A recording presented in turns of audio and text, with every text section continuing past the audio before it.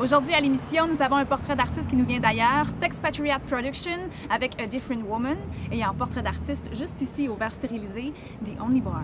Et Caroline, en Petit Prince, se défoule sur Superman.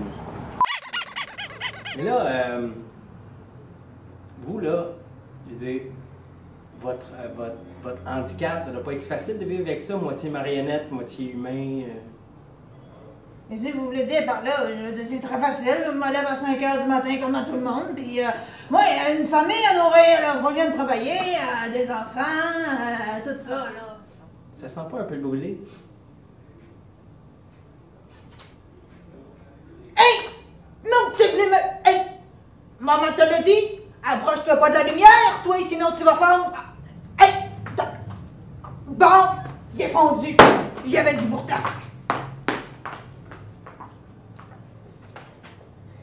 Ouais, ben... Je vais me finir, moi.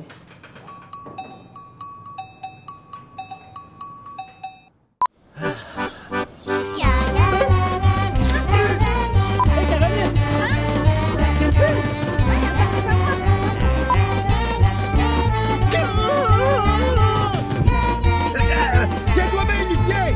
On part!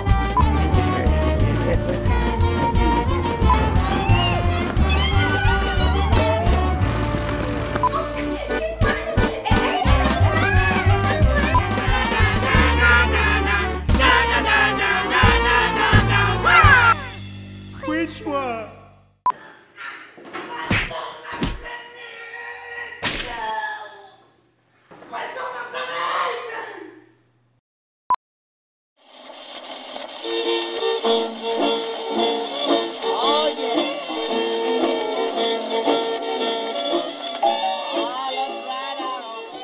30 years ago, I lay in the womb of a woman conceived in a sexual act of rape. So begins Gertrude Beasley's memoir, My First 30 Years, an uncompromisingly scathing and at times heartbreaking account of her life growing up in an impoverished and abusive household, 9th of 13 children in rural West Texas at the turn of the 20th century. I sometimes wish that as I lay in the womb, a soft, pink embryo, I had somehow thought or breathed or moved and wrought destruction on that woman that bore me, the 8 miserable children who preceded me, the 4 round-faced mediocrities who came after me, as well as her husband. And that's still just page 1. I first came across Gertrude Beasley in an anthology of Texas literature. There were only a few small excerpts, but that was enough. I then went on to read that her book had been considered so shocking that it was immediately banned internationally. More than half of the copies were destroyed before they even hit bookshelves. She was arrested in London, institutionalized, deported back to the United States, and quite simply was never heard from again. How do you pass up a story like that? But what on earth could a country school teacher have written in her memoirs that would enrage censors on 2 continents?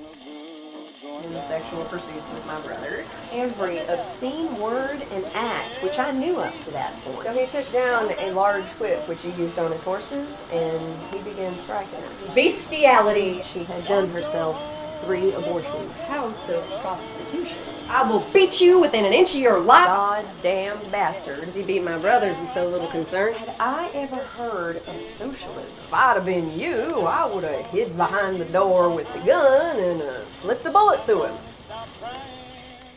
Well, there's that. But it wasn't just what she wrote, it was how she wrote it.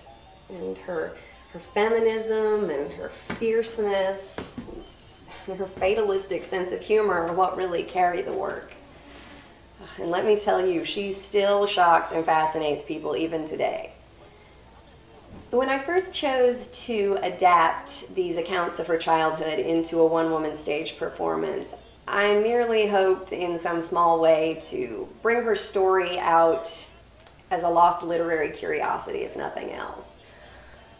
But her spirit and her heart and her thoroughly modern attitude just shine through, and that is what people take with them when all is said and done.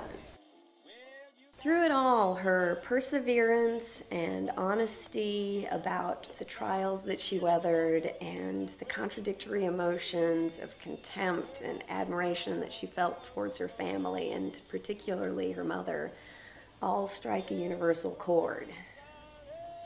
And now I have the opportunity to take this play across Canada, appearing at 6 major theater festivals in 5 different provinces.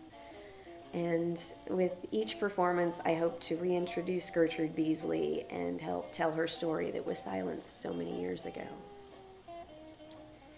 I think Gertrude probably said it best herself when she wrote, It is perfectly clear to me that life is not worth living, but it is also equally clear that life is worth talking about.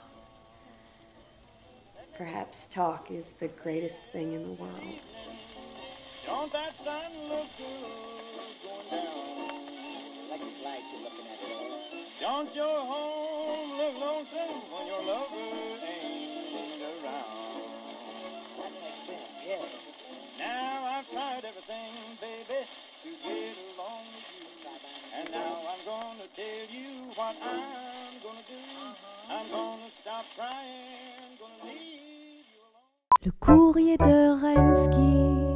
Le courrier de Rensky. Bonjour et bienvenue au courrier de Rensky. Bonjour Rensky.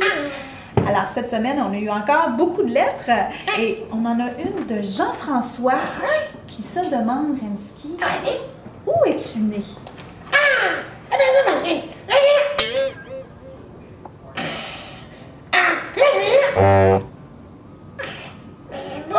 Tu le sais pas, hein?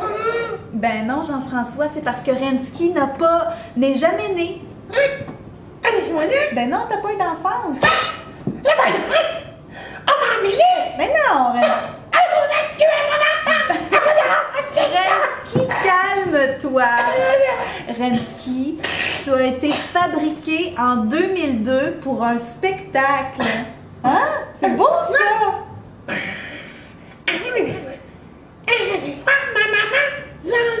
Non, j'aurais aimé ça t'avoir conçu, mais c'est pas moi. Sur ce coup-là, c'est pas moi, malheureusement. Je ne suis pas la mère de toutes les marionnettes, hein?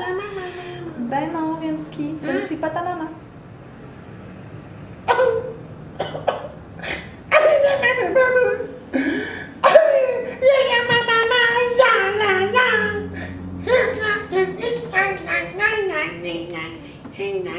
À demain pour un autre courrier de Rensky. Caroline, qu'est-ce que tu regardes? On a... Caroline! Ah, Qu'est-ce que tu excuse-moi, regardes? Ben, les gars de la construction, là, c'est pas cute. Ah, il a enlevé son T-shirt, hein? Oui. Bon, ben, aujourd'hui, dans la deuxième partie de l'émission, on a une performance de The Only Bar et aussi Rensky cherche sa maman.